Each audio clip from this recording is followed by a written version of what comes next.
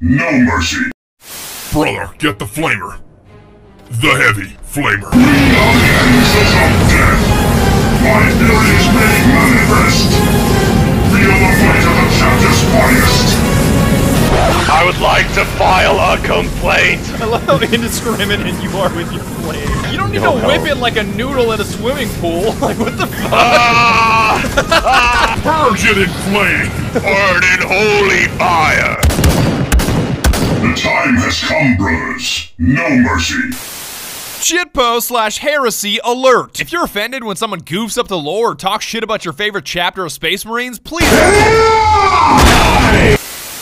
Welcome to the grim darkness of the future, where peace, happiness, and prosperity have been replaced by war, death, and destruction. Not necessarily in that order, but necessarily in mass quantities. I will endure 1,000 deaths before I yield. In the last episode, 9 months ago, we were introduced to the sentient fungi known as the orcs, the corn-worshipping heretics known as the forces of chaos that make the civilian casualties of World War II look like a picnic. Skulls for the skull throne! Blood for the blood god! List of cornate massacres. This list is incomplete. You can help by expanding it. And most importantly, the Space Marines of the Imperium of Man, led by the venerate Emperor himself. We are one in the Emperor and the will of man. And as much as I'd love to hear about your hyper-intelligent Dark Elder waifu, the dumbass weeaboo space communists, and the rattle-me-bones robots, the Xenos stealing your shit this time around are the Gene-Stealer Tyranids. Your infestation spreads no further, alien. It may sound like despotic deja vu for someone to be stealing your shit again, but that's usually the way these 40k games go. Xenos are either killing something, breaking something, or stealing something. You're deployed to intervene, you realize the shit is fucked, and you may as well blow it all up anyways, and then you blow it all up. None who live can survive the flame.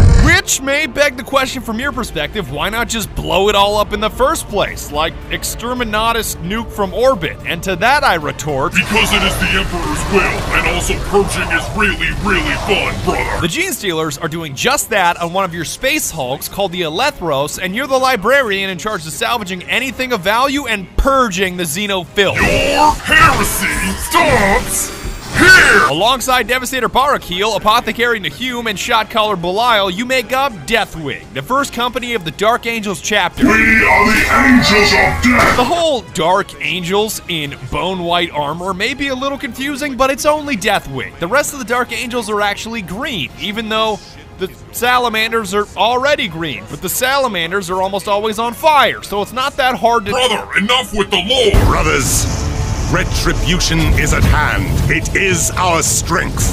We are the sons of Caliban. Let fury guide your weapons. Let vengeance be your song. We are the angels of death, and our enemies shall fall. Decked out in Terminator armor, you're larger and more formidable than your ordinary Space Marine, but not so huge that you can't fit through doorways like a menacing full-size dreadnought. None may block our path. And you better believe you're gonna need this intimidating armor, because the Gene Stealers you're up against, well, they're not exactly small. By the Emperor, can the Xenos get any bigger? And you may be thinking, at least I have 2 Dark Angel Terminators to help me. Wrong. I know it may be heresy to shit-talk fellow Terminators. Bold words for someone in assault cannon range. Delete this heresy. Heresy, it burns. We heard you were talking shit, brother. But short of dispensing a few cookie-cutter voice lines and soaking up damage, they are useless. We are the angels of death. Overwhelming.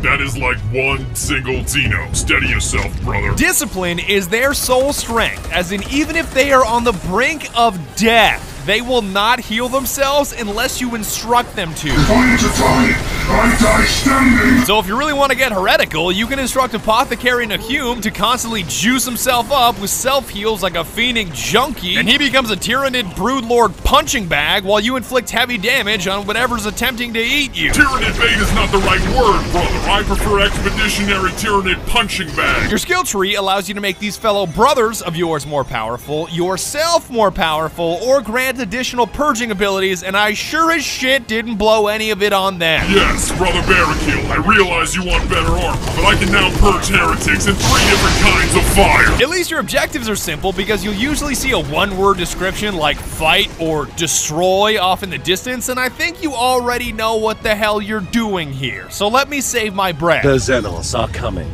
We have to exterminate them at all costs. I'm gonna need more Bolter for this heresy. I'm confused by this heresy, brother. Are the foul Xenos just purging themselves? Predictably, once the string of objectives is complete, you realize the gene stealers lived up to their names by stealing your genes and decide to incinerate the place exterminatus style. It was impossible to remove the traces of our gene seed from the bodies of the aliens. So Grandmaster Belial vowed to destroy everything instead. Consider this a clear division in the video. Our guns have fallen silent, brother. Because the single player, especially on the No Mercy difficulty, can be a frustrating, overwhelming with annoyance, and underwhelming with content experience where you feel like a lone guardsman against a legion of Xenos. Let me tell you about the Tyranids. But the multiplayer is 5 times better, a totally different animal, and it feels heretical even looping it in with a single player, because it's a completely distinct experience. Xenophobia increases. You know you're in a 40K game when instead of saying waiting for players, it's waiting for brothers. Waiting for brother. I'm getting too loyal for this shit. Brother. Look at Psycho, he's ready to smack a heretic. What's up? First of all, multiplayer allows you to play 6 classes instead of just 1. Not that I hated playing a librarian. My face, but I don't know what a librarian looks like because I can't fucking read. But heavy weapon specialty granted me an assault cannon and abilities like zero spread, a devastating mine, and a virtual A10 warthog for an arm. Assault cannon deployed. Blood Ravens be like, me, an intellectual.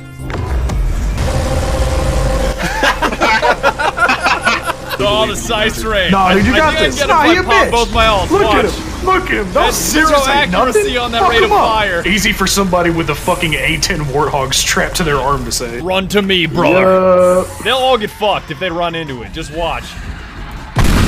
Done. Apothecaries are important because with half the Tyranids being able to tear through your armor like a Cheetos bag, you're gonna need an answer to your H key, which happens to be a needle drill the size of a baseball bat. Stimulant deployed. Apothecary, I require medical. Brother, I need an apothecary.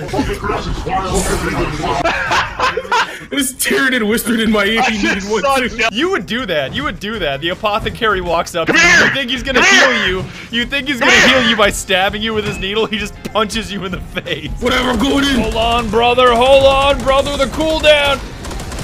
There, I'm gonna drill your ass. By the way, there you the go. little Hey man, how many fingers am I holding up? Turn off your heavy flamer so I can tell you.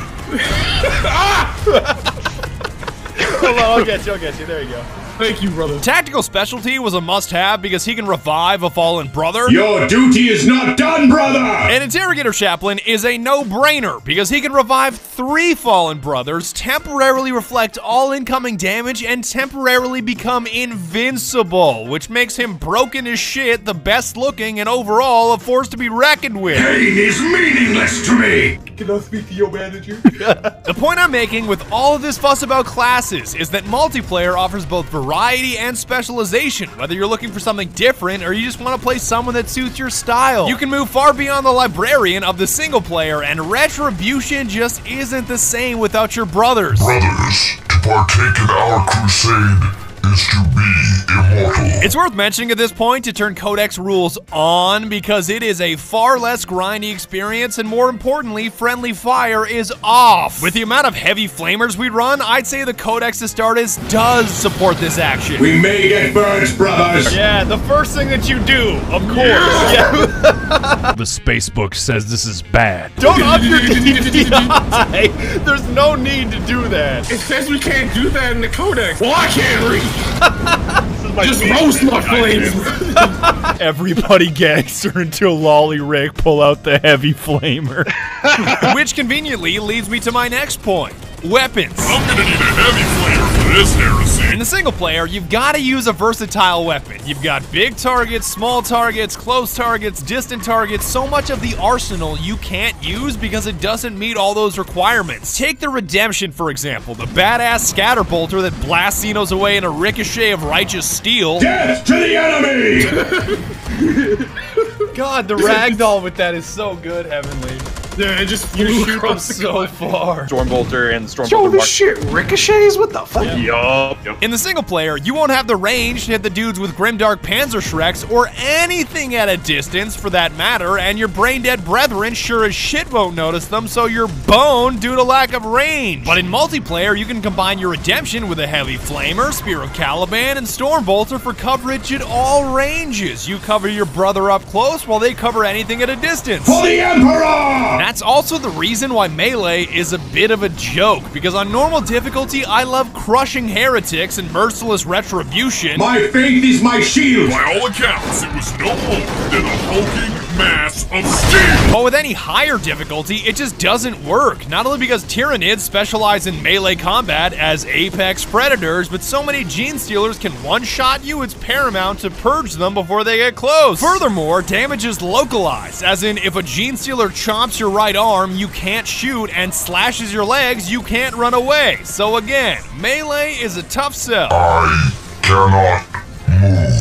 Hey, at least you can use a power fist with every heavy weapon, so it may not be a sword or an axe, but you can still smack a heretic. Feel the weight of the chapter's finest! Die! You get the point I'm hammering at. Every weapon in the arsenal is at your disposal with brothers by your side in multiplayer, instead of a handful of versatile ones in the single player, which means more fun, more purging, and of course, indiscriminate use of the Heavy Flamer. Burn in holy fire! I tell you to stop using your flamer so that I can see.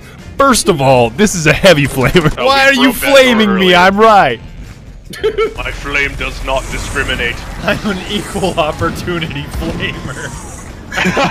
Equal opportunity purging. Hey, hey, hey, hey. No. You're like a disciplining mother with like a spray bottle, but instead it's Hey, a heavy hey, flamer. no. No! It's heavy for a reason, because the Xenos you're up against I like to categorize as Apex Predators, Suicidal Apex Predators, and Apex Predators so large that they can only be described as virtually immortal. It's a big boy. It's a big boy. Get out of my way, Clue. Get out of my way. I'm too chunky. Yeah. Oh, get behind the man with the assault cannon. Gotcha. You'll come up in a second. No, we'll be fine, Clue. You got an assault cannon and a heavy flamer, he'll go down. There you go. Technically, the Scythe Strain is virtually immortal, and the Brood Lord is virtually immortal and psychic. So, rule of thumb, Cthulhu-looking Xenos are superior to non-Cthulhu-looking Xenos. What is this? Get behind me, brother. Fan club out here. And if it's a 20-foot-tall praying mantis bug-looking thing that just cuts your buddy in half and doesn't go down with an initial burst, it's either a Scythe Strain or a Brood Lord, and you may want to start a tactical withdrawal, because two more are on their way. Retreat now for victory later! Alright, everything you got. Wide on Everything you ice, got boys. to the Brood Lord on the right. Just do the one close to the objective. As soon as he gets It's here, so- Goose, hit your reflect, Yeah, and come on. after it's done, hit your getting invincible. I have to bounce back. I got the reflect damage. You're honestly not gonna be able to see anything. Just keep Yep, tanking yep, him. We yep. got a heavy flamer he's down. and assault cannon just laying into him. Goose. It doesn't What? matter if I you can't see anything, They gotta man. be so chunked. down. They gotta be so makes chunked. my day. I got you. You're coming back. That's Thank one you, thank down. One down. That makes my damn head, bro. That's it. That's think it. I'm done. They're I can't toast. see a They're fucking toast. thing. When the 20-foot-tall, genetically perfect apex predator gets mowed down by a bunch of dipshit farmers with flashlights.